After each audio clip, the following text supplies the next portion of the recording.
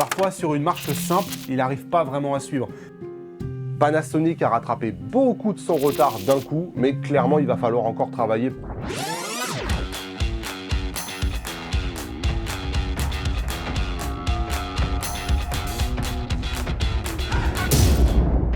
Bah oui, tant de tests à vous dire que l'autofocus était à la bourre, c'est fini et je suis super content pour eux.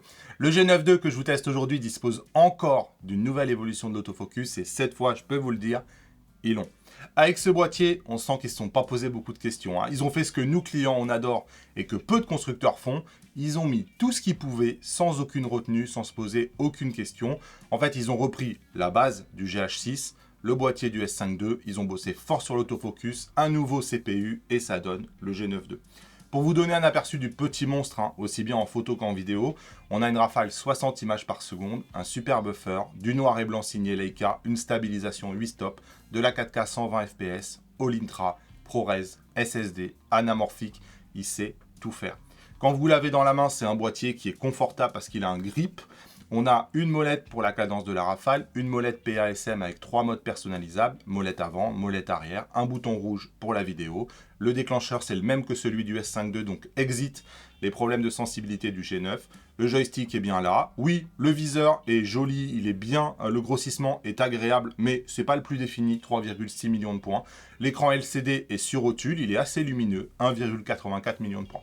En termes de stockage, on a ici un double slot SD UHS-2. On a la même batterie que sur le S5 II et on a la possibilité aussi de mettre un battery grip.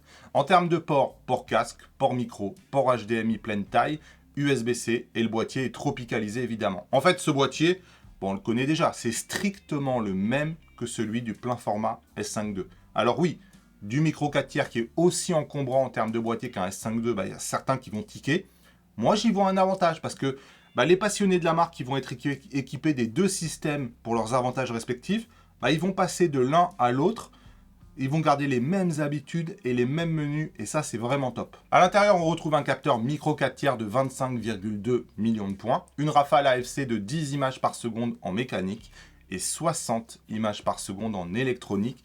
Le tout, je vous le disais, avec un buffer qui est confortable d'environ 200 €. Ça veut dire que clairement, on a les caractéristiques d'un appareil qui est vraiment taillé pour le sport. Moi, j'ai beaucoup utilisé la rafale 20 images par seconde. Vous avez quasiment 10 secondes de rafale, donc clairement, vous n'êtes pas limité. Le capteur, il n'est pas empilé, on n'est pas comme sur l'Olympus OM1, mais par contre, on a un capteur dont le rolling shutter est quand même très bon, donc on peut shooter en électronique et on obtient des bons résultats. Et cerise sur le gâteau, on a la fonction de pré-rafale qui vous permet de récupérer les photos jusqu'à 1 seconde avant le déclenchement, on verra ça en détail tout à l'heure. Bref, en fait, avec ce boîtier, qu'on soit en sport ou en animalier, on est très bien loti. Et pour le paysage aussi, on récupère l'incroyable mode haute résolution à main levée de Panasonic. C'est-à-dire que vous sortez des photos de 100 millions de pixels à main levée en interne, directement sur la carte SD au format JPEG ou au format RAW. Chaque fois que je teste ça, je suis vraiment bluffé parce que même si les feuilles bougent, la photo est nickel et je crois que c'est les seuls à savoir faire ça. Si vous aimez l'astro, on récupère le mode nuit, l'exposition longue ou le live view composite. Et surprise, si vous aimez le noir et blanc, Leica fournit son style monochrome. On garde le style monochrome de Pana, mais en plus, on a celui qui est réputé, signé par Leica. Et je dois dire qu'on retrouve son célèbre rendu. Le look noir et blanc est vraiment sublime. Le capteur, je l'ai passé au labo. Et on ne va pas tourner autour du pot, c'est strictement les mêmes mesures que celles que j'avais faites pour le GH6. La montée en ISO est excellente pour du micro 4 tiers, je crois qu'aucun boîtier fait mieux, mais on note quand même une vraie dégradation à partir d'ISO 3200. C'est certain, ça reste une des limites du système micro 4 tiers. Quand on regarde face à un plein format S5 II, ISO 6400 ou encore pire, ISO 12800, on voit l'intérêt d'un capteur plus grand. J'ai mesuré la dynamique à 11,4 stops comme sur le GH6, mais les RAW m'ont paru de meilleure qualité, du moins en obturation mécanique. J'ai eu l'impression de pouvoir rattraper les ombres sans perte de qualité massive comme on avait sur le GH6. C'est un peu moins le cas peut-être en obturation électronique. Mais évidemment, l'événement, c'est que pour la première fois en micro 4 tiers, Panasonic utilise un autofocus de phase et même une nouvelle évolution par rapport au S5 II. La première chose que je me suis demandé, est-ce que c'est du niveau d'un Olympus OM1 ? Je suis allé voir un copain qui est équipé du OM1 pour qu'on compare rapidement et je dois dire que le G9 II m'a jamais lâché produisant régulièrement de meilleurs résultats. La détection, en fait, est bien meilleure sur le G9 II. Et là, on l'a vu sur ma chaîne qui détectait beaucoup plus avant, en fait, que le OM1. Et ici, c'est la même chose. Le OM1 ne voit pas le visage, en fait. Il ne sait pas exactement ce qu'il est en train de suivre. Il est perturbé par les éléments. Et le Panasonic G9 II, quels que soient les éléments, ne m'a jamais lâché. Le OM1, là, sur toute cette séquence-là, n'a jamais trouvé le visage. Il va le trouver maintenant, le OM1, le visage. Voilà. À la toute fin. Il n'avait pas vu le visage avant. Donc, clairement, moi, sur les petits comparatifs qu'on a fait, je préférais largement l'autofocus du G9 II. Allez, vous commencez à connaître le refrain. Les photos ont vocation à être imprimées. Elles ne doivent pas rester sur vos disques durs. Si, comme moi, vous êtes tenté par un tableau photo ou par un livre photo pour donner vie à vos créations, Salle Digitale nous régale. Moins 50% sur tous les produits avec le lien que je vous mets en description. Un des trucs que je kiffe chez Salle, c'est qu'ils utilisent du papier Fujifilm que j'aime beaucoup. Il existe en 3 qualités, brillant, satin ou mat. Moi, j'ai imprimé mon dernier livre avec les 3 papiers pour me faire un avis.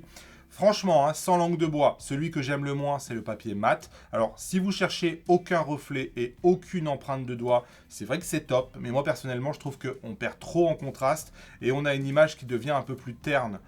J'aime le papier brillant parce que son contraste et la profondeur qu'il apporte aux couleurs, c'est vraiment génial. Mais c'est vrai que le papier brillant, c'est quand même sensible au reflet et c'est parfois gênant pour bien voir la photo. Du coup, mon papier préféré, c'est le papier satin parce que c'est le parfait compromis en fait. Beaucoup moins de reflets, mais on conserve un contraste qui est intéressant. Puis, c'est difficile à montrer en vidéo, mais j'aime la granularité du papier satin. La texture qu'il apporte à la photo est vraiment sublime. Merci Salle Digitale, moins 50% en description. En fait, par rapport au S5 II, ils ont beaucoup travaillé sur la détection des animaux. Donc, quels que soient les animaux, quel que soit l'angle de la tête, franchement, à chaque fois, il est capable de me placer l'œil de l'animal et regarder le tracking. Là, sur le tracking qu'on voit ici, on dirait presque un Sony ou un Canon, tant c'est vraiment collé à l'œil. Donc j'étais assez impressionné parce que quel que soit le type d'animaux, et c'est difficile sur les animaux comme ça de safari, les Nikon par exemple ont vraiment du mal avec ça. Ici, on a l'impression que ça y est, ils ont vraiment un mode animaux qui fonctionne très bien avec détection de l'œil. Vous voyez ici, on avait une lionne, ici un rhinocéros, ici un léopard. Ça marche aussi bien en photo, hein, comme on peut voir ici, mais ça va marcher aussi en vidéo. Ici, je suis en 4K50, c'est exactement le même autofocus. Ça marche pareil et je dois dire que j'ai été bluffé par la progression de Panasonic. Ici, c'est sur un petit singe. Regardez, il y avait quand même pas mal d'éléments et il place bien l'œil, il suit bien le petit singe. Écoutez, moi j'en ai vu des autofocus et tout le monde ne fait pas ça. Ici, on a le mode de pré-rafale, ça veut dire que, vous voyez, je vois un petit oiseau et je me dis, je ne déclenche pas tant que l'oiseau n'a pas décollé. Et j'appuie sur le bouton quand l'oiseau décolle. Donc théoriquement, c'est trop tard, hein, avec le temps de réaction. Et là, regardez, il m'a suivi l'oiseau, quoi. Et il m'a récupéré toutes les photos du décollage. Donc c'est top. Alors, pour suivre un oiseau en environnement libre, évidemment, il y arrive. La question, c'est est-ce qu'il est capable de suivre un oiseau avec un environnement chargé? Beaucoup d'autofocus se cassent les dents sur ça. Et lui, non. Ça m'a bluffé. Là, vraiment, c'est un des trucs qui m'a le plus bluffé. Quel que soit l'environnement chargé que j'affrontais, finalement, il était capable de garder mon sujet. C'est quelque chose qui pose des difficultés, hein, même à un Fuji, même à un Nikon. Un OM1, j'en parle même pas parce en environnement chargé, c'est très compliqué. Mais là, regardez, je suis mon flamant rose et là, il passe sur des environnements qui n'arrêtent pas de changer. Et il suit mon flamant rose. Quels que soient les éléments, il essaye même de mettre l'œil du flamant rose. Et là, il n'est pas perdu. Il sait où est mon flamant rose. Franchement, là, c'est bluffant, parce qu'il y a beaucoup d'autofocus qui ont du mal. C'est pareil, sur le S5 II, j'avais trouvé que quand il y avait plusieurs humains, c'était un peu compliqué, on avait la boîte qui sautait de tête en tête. Ici, c'est pas le cas. Il sélectionne une tête, une fois que la tête est sélectionnée, il me met des cadres blancs sur les autres, et je peux changer la tête, mais il ne change pas tout seul. Il est extrêmement stable en termes de détection des humains. Et vous voyez ici, même une tête de derrière, il me la suit, et le tracking est très bon. On est sur un Panasonic, moi j'ai étonné quand même. Et vous voyez ici, elle arrive, il me met bien l'œil, il suit bien la tête, nickel. Ici, elle était avec des lunettes et un chapeau, nickel aussi. Et vous voyez, même là, nickel, vraiment nickel. Alors, c'est pas 100% parfait, hein. Ici, par exemple, j'aurais aimé qu'il me détecte la tête, il voit pas la tête ici, hein. Avec la casquette et les lunettes plus de côté, pas la tête. Il y a la détection des voitures sur ce Panasonic pour la première fois.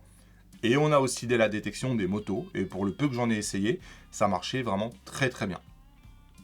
Et j'ai essayé aussi sur des insectes. Et là aussi, l'OM1 galérait sur cet insecte. C'était très compliqué.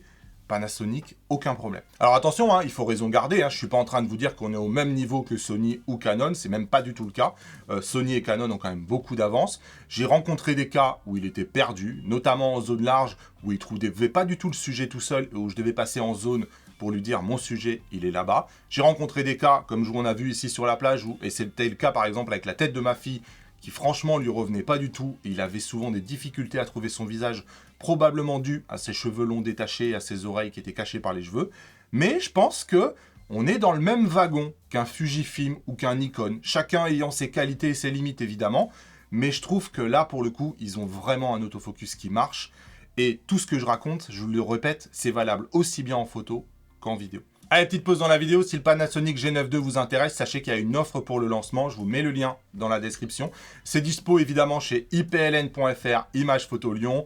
Vous connaissez, c'est français, c'est tenu par 3 frangins, ils soutiennent les créateurs. Lorsque vous êtes dans le panier, vous mettez le code créateur Damien. Moi, ça me permet de toucher une petite commission, ça me permet de financer cette vidéo dans laquelle j'ai tout donné. Un grand merci à tous ceux qui m'aident. On est tous d'accord, hein, je pense, pour dire qu'un Panasonic GH6, c'est un monstre en vidéo.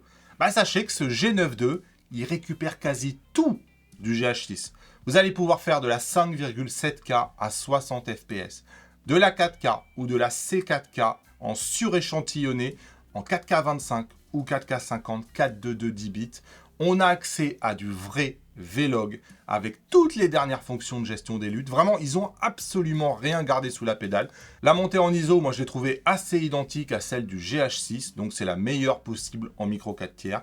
Idem pour la dynamique, elle est bien meilleure que les générations précédentes.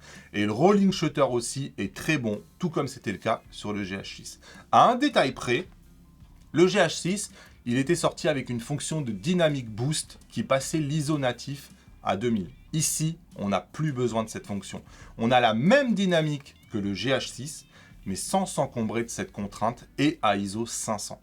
On a de la 4K 120 et du 1080p à 240 fps, mais attention, la qualité est légèrement moins bonne et il faudra se passer de la détection des sujets de l'autofocus, et comme sur le GH6, on perd un stop de dynamique par rapport à la 4K 25 et la 4K 50. On récupère les fonctions anamorphiques du S5 II avec la compatibilité avec la stabilisation et le fameux D-Squeeze en interne. On a aussi la gestion de l'enregistrement sur SSD. À vous, le All Intra 800 Mbps ou l'enregistrement en ProRes 422 ou 422 HQ. En fait, tous les atouts de Panasonic en vidéo sont présents. On a les waveforms, on a le vector scope, on a le spotmètre de luminance entre autres. J'abrège, hein.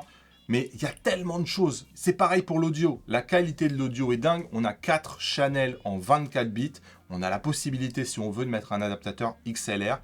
Et en fait, on peut franchement se poser la question, hein, qu'est-ce qui reste au GH6? L'euro en HDMI, une ventilation active, un stockage sur CF Express et aussi le variable framerate. Ça fait pas grand-chose, hein. Ici, on n'a pas de ventilation active sur ce G9 II. Moi, j'ai constaté aucune surchauffe, tout juste à la limite un voyant au bout d'une heure et demie, 1h45 d'enregistrement. Mais franchement, zéro surchauffe. Et je vous le disais, une des forces de ce boîtier, c'est la stabilisation 8 stop. Ici, je suis à 800 mm à main levée et le plan est parfaitement utilisable. C'est quelque chose qui serait impossible à faire avec les 3/4 des pleins formats. Ici, on est sur un vlog à 24 mm, ISO 6400. C'est de pleine nuit. Je suis éclairé uniquement par l'éclairage urbain. Je ne fais pas du tout attention à la manière dont je marche, je descends les escaliers et la stabilisation est vraiment bluffante. Franchement, vraiment bluffé. Là, pour le coup, ça bouge pas du tout, alors que je fais pas du tout attention à mes pas, quoi. Donc, et la qualité est plutôt bonne, finalement, même à ISO 6400. Je veux dire que ce plan, il serait parfaitement utilisable. Donc, bonne gestion des couleurs, des balances, des blancs. J'ai comparé 400 mm, équivalent 800 mm avec le OM1. Et clairement, le Panasonic, sur cet exemple précis, bah, il bougeait moins à 800 mm que le OM1. Alors, à 24 mm, moi, j'ai pas trouvé de wobbling. Rien de particulier sur tous les tests que j'ai pu faire. On va vite passer à l'ultra grand angle 8 mm. Là, oui. Là, 8 mm, on voit nettement le wobbling. Donc, il faut faire attention, hein. C'est généralement le cas. Quand vous avez une énorme stabilisation, vous avez toujours des petits phénomènes de wobbling qui traînent. Parmi les petits points négatifs qui sont recensés, moi je continue de pester contre l'absence de séparation de l'univers photo et de l'univers vidéo. quand j'active le V-Log pour ma vidéo, j'ai pas envie que ça active le V-Log pour la photo. J'ai envie de pouvoir vraiment séparer les deux mondes, pouvoir utiliser la molette PASM aussi bien en photo qu'en vidéo. Oui, je sais qu'il y a des solutions dans le boîtier, mais je trouve que clairement on pourrait faire mieux. Aujourd'hui, il y a beaucoup de switch photo-vidéo chez les autres marques. Panasonic devrait s'y mettre. J'ai trouvé que le délai d'allumage du boîtier est particulièrement long. Je dirais dans les 2 secondes avant de pouvoir prendre une photo, c'est pénible. Comme pour le S5 II, je trouve que les portes font un peu cheap, les portes des ports. C'est un espèce de plastique souple, ce qui n'est pas toujours facile à refermer. Le buffer est vraiment confortable, on se régale en termes de rafale. Par contre, le temps d'enregistrement est vraiment long et on se retrouve régulièrement à attendre vraiment, je sais pas, 30-45 secondes pour qu'il finisse d'écrire les photos sur la carte SD. Là où justement, le OM1, lui, le temps d'écriture paraissait instantané. L'autonomie est bonne, mais elle n'est pas incroyable non plus. Enfin, l'autofocus, j'ai trouvé qu'il se dégradait quand même. En situation de basse lumière, il était quand même moins performant qu'en pleine journée. Mais on va pas bouder notre plaisir d'un appareil qui est aussi performant et aussi polyvalent. Et il faut noter que Panasonic, en plus de renouveler son G9, il introduit une nouvelle génération de 1235 2.8, de 3500 2.8 et aussi du 100-400. Et clairement, je pense que quelqu'un qui recherche un encombrement et un poids raisonnable, il n'y a pas photo. Moi, j'ai fait mon test avec le nouveau 100-400, donc le V2, et j'ai été bluffé parce que je suis parti avec un sac à dos qui était beaucoup plus petit que d'habitude pour un équivalent 200-800 mm, et j'ai shooté avec cet objectif tout petit, et c'est vrai que c'est appréciable. Et ce combo d'ailleurs, G9 II plus 100-400 V2, je pense qu'il devient probablement le meilleur combo rapport qualité-prix performance-poids pour l'animalier du marché de la photo. Quelqu'un qui a un budget limité, je vois pas qu'est-ce qu'il y a de mieux comme combinaison là avec l'autofocus qu'on a sur le G9 II et la qualité de ce 100-400 V2. Là pour le coup, je crois qu'on a quelque chose qui est bluffant. Le prix, 1899 €. On va pas se mentir, c'est pas donné. À ce prix-là, on a des boîtiers APS-C et même du plein format. Mais quand on regarde dans le détail, ça dépend quelles sont vos priorités. Mais le package global du G9 II, globalement, les autres capteurs en sont loin. Et si vous êtes équipé aujourd'hui d'un parc optique en micro 4 tiers, ce boîtier, ça va un peu être la révolution pour vous. Et votre patience a vraiment été récompensée. Bref, au final, avec ce boîtier ultime et ces 3 nouvelles optiques, j'ai envie de dire que le micro 4 tiers Panasonic est bel et bien vivant et en pleine forme en fait. Moi, j'ai hâte de savoir ce que vous en pensez en commentaire. Évidemment, ipln.fr, code créateur Damien. Je vous mets un lien dans la description. Si ma vidéo vous a aidé, c'est un soutien fondamental pour moi. Et ça me permet en plus de juger votre intérêt pour des vidéos Panasonic, pour des tests d'objectifs. Donc, c'est important. Salut!